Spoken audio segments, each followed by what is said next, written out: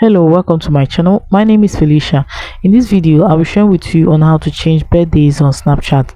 Now the first thing you have to do is to open your Snapchat, click on the profile icon at the left corner, top left corner, click on your settings icon at the top right corner of your screen.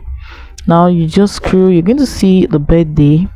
Now this actually take effect after 24 hours if you are able to type in your birthday, but if you're under 13, it is actually restricted for age under 13.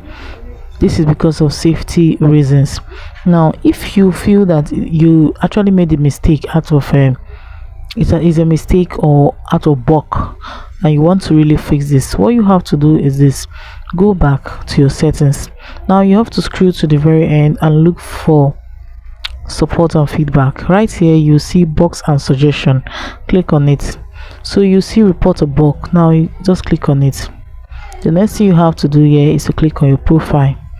Here you have to prepare or present a little appeal or a simple appeal requesting that you want to change your date of birth on your Snapchat.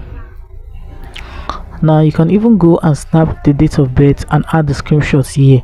Within 24 hours Snapchat will give you reply on how to fix it, and when you do that it will be easily fixed in the next 24 hours.